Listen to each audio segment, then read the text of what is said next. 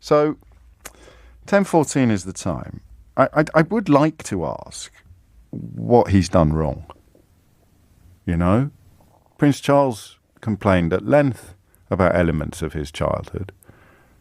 Prince Harry has complained very consciously and warmly about elements of his childhood. He's expressing sympathy for the environments in which his dad and he were raised, and even his granddad, his grandma, I think. And why does it upset people so much? And I am going to run the risk of insulting you slightly when I say, when people tell you to get upset, when a headline appears with the words, "Just how low can Harry go? How Prince broadcast his pain yet again," in Mental Health Awareness Week. That seems incredible. We're going to take a minute at 10:59 to mark the fact that it's Mental Health Awareness Week, while living in a country in which the best-selling newspaper goes after a man who's done more to talk about the importance of mental health than arguably anybody else alive at the moment. Quite mad, isn't it, when you think of it like that? But I'll take your criticisms if this is an unfair question. When you're told by someone in the media, in this case the Daily Mail, just how low can Harry go, and you find yourself getting cross or getting a bit upset or disapproving, or I'll find some text and tweets shortly to articulate the mindset I'm describing. Have you stopped to wonder whether you should be getting cross and upset? Or are you responding like Pavlov's dog to some sort of stimulus, like a knee jerk reaction, like someone's just hit your knee with a little hammer? Oh, there it goes. How low can you go? Down with Prince Harry and that dreadful wife of his. Why? What is the problem you've got here? And that's the question. If I've described you, I'd love you to ring in. I think in the spirit of what Harry's trying to achieve, I couldn't get cross with you. I'd have to just listen and question. Or if, of course, you want to have a crack at describing the mindset of someone who hears a young man, 10 years in the military, lost his mum at 12, grows up knowing that in many ways his destiny is irrelevance. He is the spare. Determined to find a role for himself, determined to find some sort of meaning in life, falls in love with a woman who helps him find it. And rather than being a latter-day fairy story, somehow they end up being demonized. Welcome to our channel. Today we dive into a powerful defense of Prince Harry by LBC's James O'Brien. In the face of relentless media scrutiny, O'Brien passionately challenges the narrative surrounding the Duke of Sussex, calling for empathy and responsibility in journalism. Join us as we explore the complexities of Harry's journey and the urgent need for compassion in media coverage. Let's get started. In a recent LBC broadcast, radio host James O'Brien launched into an impassioned defense of Prince Harry, taking aim at the relentless media criticism surrounding the Duke of Sussex. With his characteristic blend of wit and incisiveness, O'Brien addressed the ongoing narrative that has painted Harry in an increasingly negative light. The broadcaster didn't mince words as he questioned the motivations behind the media's seemingly endless barrage of attacks, suggesting that there might be more at play than mere reporting. O'Brien's commentary cut through the noise, offering a perspective that challenged listeners to reconsider their views on the prince and the treatment he's received since stepping back from royal duties. The unfair spotlight. James O'Brien's defense of Prince Harry. James O'Brien, never one to shy away from controversy, has once again stepped into the fray to defend Prince Harry against what he perceives as unfair media scrutiny.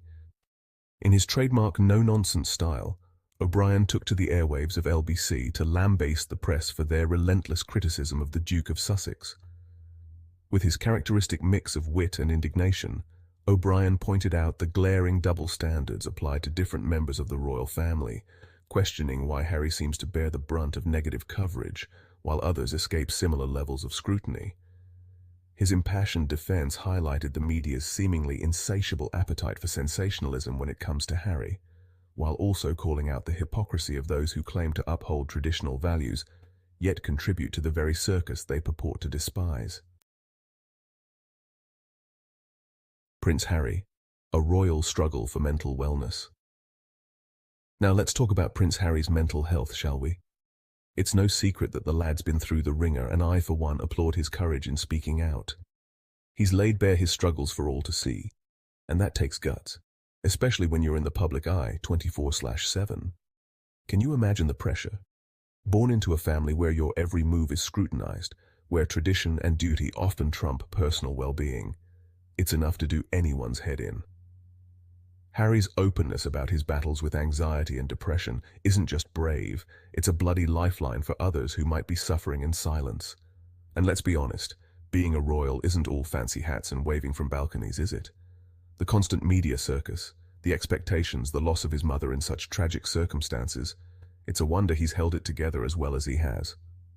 So before we're quick to judge, let's remember, underneath all that pomp and circumstance, there's a human being trying to navigate an extraordinary life in the best way he knows how. In defense of Prince Harry, a call for media restraint. The tabloid press, with their insatiable appetite for royal drama, have once again sunk their teeth into Prince Harry, churning out sensationalist headlines and speculative pieces with reckless abandon. It's a sorry spectacle, really, watching these so-called journalists trip over themselves to concoct the most outrageous narratives, all in the name of selling papers and clicks. But at what cost? The relentless barrage of negative coverage isn't just irresponsible journalism, it's a direct assault on Harry's mental well-being. We've seen time and again how this toxic media culture can wear down even the most resilient of public figures, and Harry's no exception.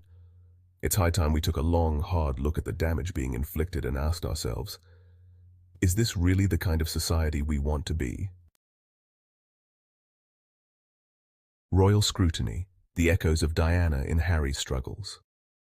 The parallels between Prince Harry's current ordeal and the harrowing experiences of his late mother, Princess Diana, are impossible to ignore. Just as Diana found herself under the relentless gaze of a voracious media machine, Harry now faces a similar onslaught of scrutiny and criticism.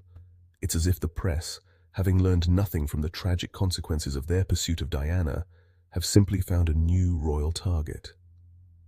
The lessons that should have been etched into the collective conscience following Diana's untimely death seem to have faded, replaced by an insatiable appetite for royal drama. Harry's attempts to protect his family and maintain some semblance of privacy echo his mother's struggles, serving as a stark reminder that the media's approach to the royals remains largely unchanged, despite the devastating impact it had on Diana's life. In defense of Prince Harry, a call for compassion in media coverage. It's high time we acknowledge the paramount importance of safeguarding mental health, particularly for those thrust into the unforgiving spotlight of public life. Prince Harry, like any human being, deserves the space to prioritize his psychological well-being without facing relentless scrutiny.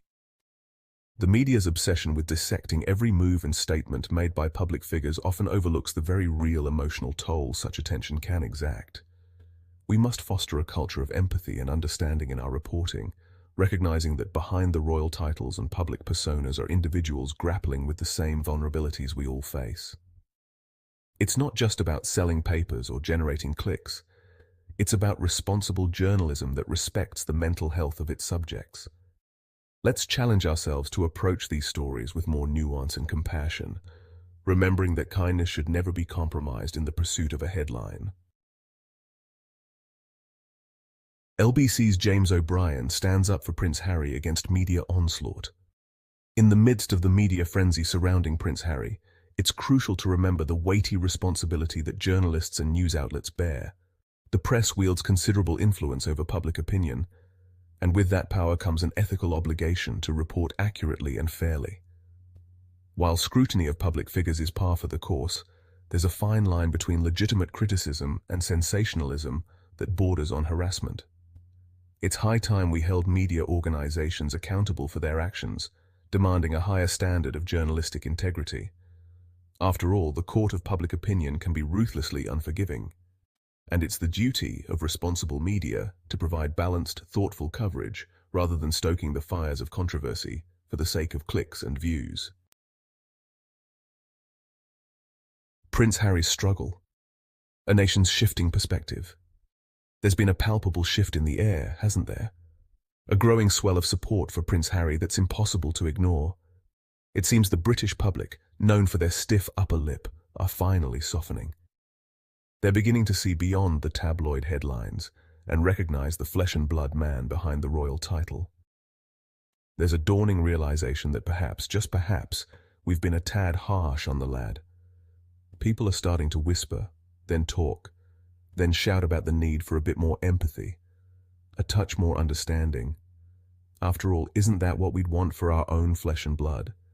It's as if the nation has collectively decided to take a step back and ask, hold on a minute, what if it were my son, my brother, my friend, under this relentless scrutiny?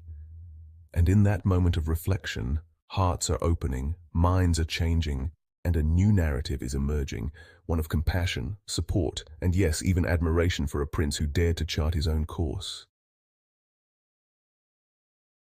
Royal family's silence, a deafening roar. One cannot help but question the royal family's seemingly lackluster response to the relentless media onslaught against Prince Harry.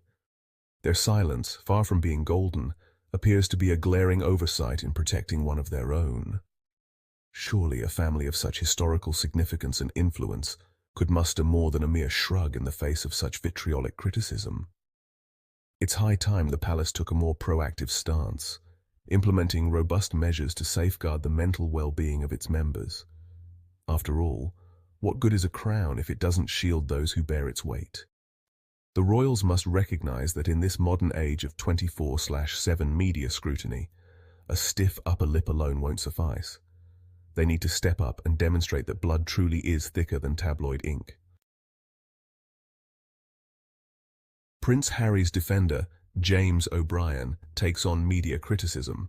In the end, O'Brien's impassioned defense of Prince Harry serves as a powerful reminder of the need for a more compassionate and responsible media landscape. By systematically dismantling the barrage of criticism aimed at the Duke of Sussex, O'Brien highlights the often unfair and hypocritical nature of tabloid coverage.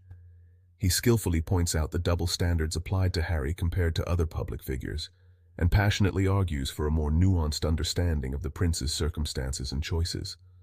O'Brien's plea for empathy and fairness in media reporting resonates deeply, challenging us all to consider the human cost of relentless scrutiny and sensationalism. As we reflect on this defense, it becomes clear that a shift towards more ethical journalism is not just desirable, but essential for the well-being of public figures and society as a whole.